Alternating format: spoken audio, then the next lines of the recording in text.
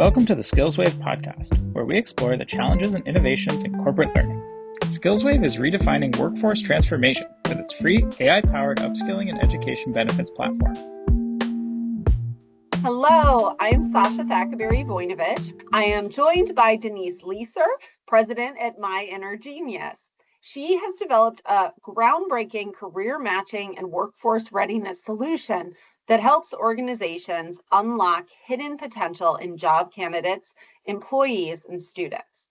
Today, we're going to explore how HR leaders can leverage data-driven career navigation tools to boost retention, improve job fit, and create targeted career pathways, especially for employees who may lack traditional experience or traditional credentials, but really have that potential to excel. Denise, welcome. We are so happy to have you here on the SkillsWave podcast. Thank you. I'm honored to be here.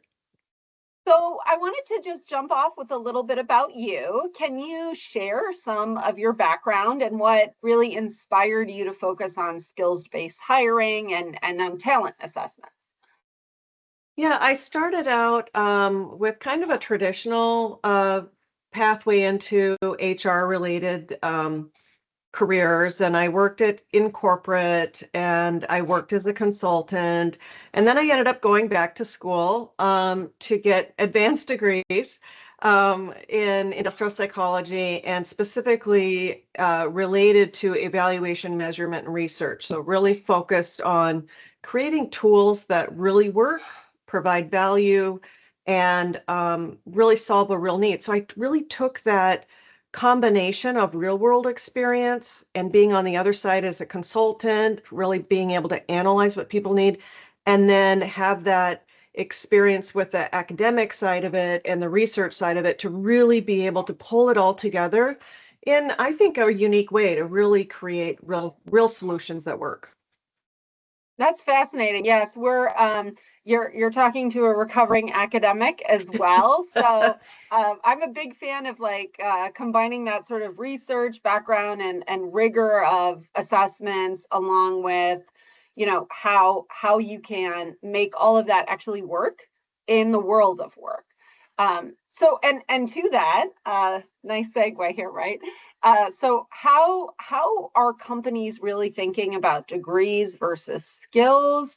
We hear a lot about skills-based hiring, but then the data actually shows that people are still hiring by degree, or still, even if the degree isn't a requirement, they sort of default to the degree being the signal for having that competency or having that skill. So why do you think that is in companies? And then how do we shift that mindset?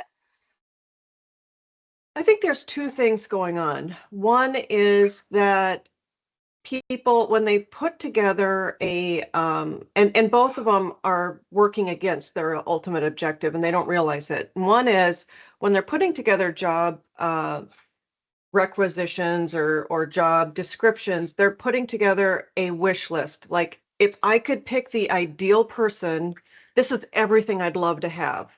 And what that's doing is it's really working against them because it's excluding a lot of people that would be great candidates because they don't have the exact things that they're looking for, but they have lateral skills or they have different kinds of experience that are being missed and not picked up by that. Also, there's a lot of research that shows that certain groups of people tend to not even apply for a job if they don't feel like they meet at least 80% of what's on the job description. And then there's other groups that are like, hey, I'm 60% of the way there. I'm going to go ahead and apply. And so what ends up happening is that creates bias in the whole process, and that's working really ultimately against they're not getting the people that would be a great fit, and they're excluding people kind of arbitrarily. The other thing that's happening is that companies love the idea of skills-based tools and skills-based programs, but they don't know how to do it. They don't understand how to actually apply it. And we saw this, in the consulting days, that people were, so back, we're going back quite a few years when everything was competency based, a few decades ago. Everything was like competency based that. We've changed the language to skills based, but the same things apply, that people would be like, I love the idea of competency based. They'd hire consultants, they'd spend a lot of money, bring them in, and at the end, they'd have a pretty binder that they'd put on their shelf and it would collect dust because they didn't understand how to actually take that information and apply it. Today, we're running into the same thing with skills-based. And people are like, I love the idea, but I don't really understand how I can apply it in my organization, how I can sell people on it, et cetera. And as a result, they're afraid to step forward and start a new initiative because it's kind of navigating the unknown and they're nervous doing it. I think the other thing that we're finding is that, as you said, people are using degrees as a proxy of having some kind of work ethic. If they can get through college, then I know that they at least have work ethic and they have initiative and drive and they have persistence, and that are things I'm looking for. And I don't know how else to find it. And with that, so I think they don't understand how they can use other tools that are in the marketplace today that will really help them bridge that so they have more confidence. Because right now it's going outside the box is risky for them. They don't know how to mitigate that risk by how do I know what I can use as a different proxy if somebody doesn't have the degree, even if it's like you see a lot of job descriptions are like any degree, it doesn't even matter what degree it is. So they don't know like what can I, if I'm not using a degree as a proxy for experience or some of these skills I'm looking for, then what can I use? And they don't know what is out there that they can use. And so that it's a risky to give somebody a chance that doesn't have all of the experience and pedigree and circumstances that they're looking for. I think pedigree is a really interesting term, right? Because that, like, the brand proxy is very interesting, especially from an assessment background like you are. Like, that's not an objective measurement of someone's skills or competencies or whatever, whatever verbiage is the word du jour, right? It is interesting because I come from an arts background, if you go far enough back, and so many of those skills are really transferable skills, right? If you can be a stage manager and be good at managing, the production schedule, there is no pushing opening night, right? That's like not a thing. So you have to stay on point. And we see so much demand for project managers now. Well, that's a transferable skill set. Maybe it's different tools you're using, but it's that combination of driven by deadlines, being able to execute, and working with a lot of different personalities. If you can work with all different kinds of actors and dancers and musicians, you're golden in a corporation for sure. But how do you get past that sort of like hump of a hiring manager, right? How do you get people to see that those are transferable skills? It's a really interesting time. I love that we're having the conversation though about skills versus degrees, right? Because the one is not really providing equal opportunity to folks who could really bring huge value to businesses. And I think that that sort of brings us to our next topic, which is a lot of people struggle with that career transition piece, or a lateral move to maybe make a forward move. How do people sort of get over that maybe lack of confidence, or how do they make themselves stand out from a visibility standpoint? And how does that intersect with your tools? How does that help people see potential? So I think that's such a big area. This is such an important topic, and there's so much to it. You've got issues with people not understanding their own skill set and knowing how to communicate it to others. You've got people that can't see it and don't understand what questions or what to look for in order to kind of uncover it. You've got lack of the desired experience and people not understanding how to identify things like stage manager or technical writer as those lateral skills that are, being able to resource and work with different personalities and manage and be stress tolerant and be able to meet deadlines and detail orientation, all that stuff, that they don't understand what those are. And nobody can be an expert on every job out there. So if somebody applies with a job and they say stage manager, that doesn't understand what a stage manager does isn't going to be able to identify what those skills are that they might have that can be transferable. So there's so much to it. And I think what I love about the whole idea of skills-based is that you're helping people understand their own self-concept, understand what it is that they can do, understand what those skills are, how to communicate them, bring them out in the open so other people can see them. Because most people are in jobs where they're not defined by that job. They are not just that job. There's so much more to that person than what they're doing day to day on that job. But if they're not demonstrating it on the job, nobody else sees it. And sometimes the person themselves doesn't see it either. So if you can use tools like assessments, digital badges and credentials, different types of things that can help make those more visible, you're unlocking a beautiful thing for an individual. You're helping them understand themselves better. And how their skill set relates to different types of careers. Most people might say, like, I'm a good X, Y, or Z, but I don't know what kinds of careers that would apply to. So you're unlocking all that with all these great tools that are out on the marketplace today to help people understand lateral skills and how they apply to the different jobs and understand how to recognize skills using alternative methods like digital credentials or assessments. And then that helps them build their self-confidence. It helps them build their self-concept. It raises self-esteem. It helps them feel like they're being seen. Because so many people, if you look at a lot of the surveys of employee satisfaction and engagement surveys, people don't feel like they're seen. They don't feel like they're valued. They don't feel like they're being appreciated for all of the skills that they have. And it's not necessarily the employer's fault. It's because they don't know that they exist. So all these other things help bring those to the light, help uncover that hidden skill set, and also identifies potential. And that's one of the things I love about the new tools that are out there is they're really about how do we help people identify what their potential is?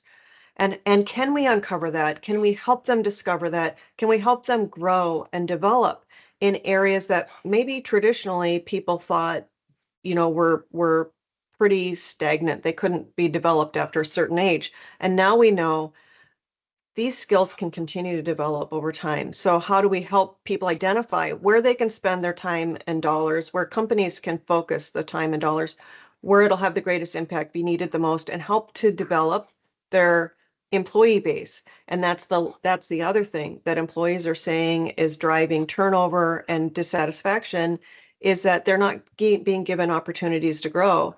And I think using these targeted tools can really help employers develop targeted training programs. It's not a one size fits all. They're very prescriptive, and that saves time and money and also helps people feel recognized and valued. Absolutely. Absolutely. One of our partners had said a few months ago, it's really a one size fits one approach, right? I love that. Keeping it personalized keeps it relevant. And what you were just talking about in terms of employee engagement, it's almost, everybody talks about what's their NPS score and how engaged are their employees, which is, that's a good metric to keep. Absolutely. But the ROI of a person leaving isn't just filling that job, like the cost of filling that job versus the cost of upskilling that person. It is also the hidden talent that you don't even know you have leaving the company, right? And I think that's so important, especially in this day and age. But folks are having to learn skills faster than ever before. And I think some of these assessment tools, some of these matching tools really gets to, well, given the fact that you have the pace of learning has sped up, what is the right learning so that you're not spending a lot of time on the things that matter less, right? Like we talk a lot about targeting our time and attention on the things that matter most in the business. And I think a lot of businesses think that way, but maybe we're not peeling it back enough to make it specific and explicit and actionable. And the other thing I love that you just said, and I wrote it down, I always take notes when I'm doing this, I should have warned you, was stress tolerant. You know, that's a really interesting thing, because in this sort of age of all of this rapid transformation and how AI is going to really impact almost everything, that stress tolerance is no joke. I mean, can I throw a curveball at you and ask you to just share a little bit more about, like, what's your interpretation of stress tolerance and how do you think that fits into the workplace? Well, I think it's interesting because, when we developed our tools, we built that in because we recognized the really critical importance, and it's often overlooked. So I'm glad that you're pointing that out, because it is so important. And stress tolerance has to do with there's an element of adaptability and resilience to it, which is what people tend to focus on. Are people adaptable and resilient? And there's an aspect of it that affects stress tolerance. If you're not adaptable, you're not resilient, you're going to have a harder time. But it's more than that. It's staying positive. It's not getting thrown for a loop if something happens. It's being able to keep a cool head and be able to handle stress without having it shut you down. So many people, when they get into stressful situations, they get overwhelmed and they start shutting down instead of saying, I'm going to I'm going to be optimistic. I'm going to take a positive attitude and I'm going to do it and I'm going to push through. And I know it's temporary and I can handle this. And that kind of mindset is so important, especially in today's fast-paced world. It used to be like the cycle change was like every 3 years or something, and then it went to 1 year, and then it went to 6 months, and now it's like 3 weeks or 3 days. So things are changing very fast in today's workforce, and people need to be able to handle it, and they need to be able to handle it well. That requires stress tolerance. Without that, you're going to have a lot of issues. But these are things that people can develop tools and ways to address it. So mindset is really an interesting thing. Mindset's an aspect of personality traits. So you're really getting at values, personality traits, values, beliefs, attitudes. And so a lot of people have thought over the years that these things can't change. They're set in stone. If you have this type of personality, it's going to stay that. But that we were finding that's not true. People can develop these things, but it has to be intentional. You're not going to all of a sudden become a stress tolerant overnight just because you want to be, or, it has to be intentionally developed. But there are great tools and systems out there now for developing these things so that you can increase these skills that you have in the areas related to personality that people used to think you couldn't, but it has to be intentional. It's not going to change on its own. But if you intentionally go in and change and you apply yourself to change these things, you can grow in these areas. And you can also learn tools and different ways to cope using other types of mechanisms to be able to help you with it. Again, you have to learn those, but they can be learned. And that's the exciting thing. Yeah, absolutely. And I think that's a super valuable skill, right? Like when we talked about KPADs and the KSADs, knowledge, skills, abilities, and dispositions, all of those are malleable, right? Some of them are harder to measure than others, but they really are measurable. So that's super interesting. I think we need an entire episode on stress tolerance. There's actually productive stress, right? There's a certain range in which you need the appropriate level of challenge. Right. So I could talk about that. Gets the adrenaline going, and yeah. It's like anything, it's balance though, right? So there's a good side and a bad side to everything. And what you want to be is stay in that middle, utilize the good side, downplay the bad side. Yeah, find the zone, right? Yeah, find the zone. Yeah, exactly. Yeah. So we're sort of concluding our time here. Can you, tell me one key takeaway that you want our listeners to remember about skills, skills-based hiring, talent assessment? Give us a nugget of your wisdom to take with us. There's so much. It's hard to whittle it down to one, but I would say, I could share with you some examples of people's whose lives have changed and changed dramatically because somebody gave them a chance, and somebody gave them a chance because they recognized their skills, and they didn't have a degree, they didn't have the right experience, they maybe weren't in the right zip code, but somebody was able to give them a chance because they recognized what that person could do because of things like assessments and digital credentials, and that really profoundly changed people's lives. And to me, that's why I get up in the morning and I love what I do, is because I know that it's making a difference. And if I could share one nugget, it would be look at people for everything they can do. Don't look in the rearview mirror, look forward, look at the possible, look at the potential.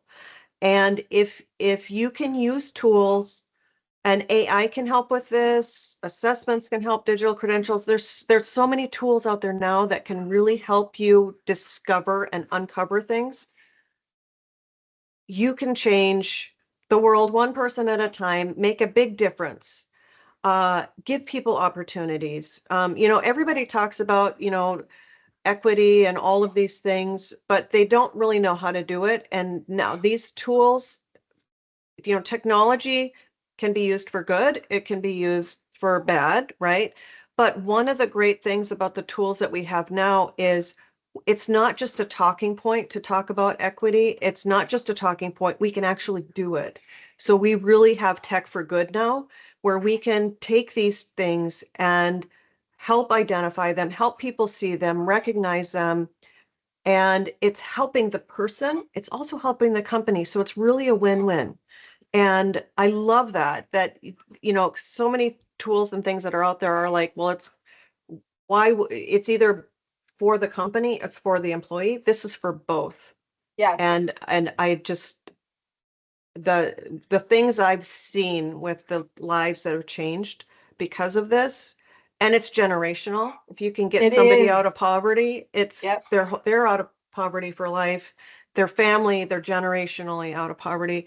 Those are the things that I wish people could see. And if you keep an open mind and look at what's out there, you'll be able to actually implement these programs that are really making these differences.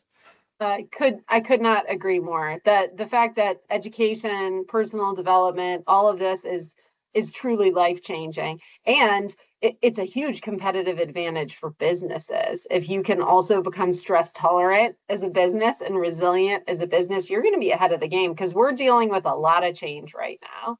So thank you so much, Denise. I really appreciate it. It was fantastic, our short discussion. I want to have another one already. It's all about this shift from traditional external hiring to really tapping into the strengths of that existing workforce, but both for the person, right, and also for the company. So it's been a pleasure having you on our podcast, and thank you so much. Great. Thank you so much. Thanks for listening to the SkillsWave podcast. If you're looking to streamline how employees discover, request, and register for high-impact upskilling while making education benefits easier to manage, visit skillswave.com to see how the free-to-use platform works.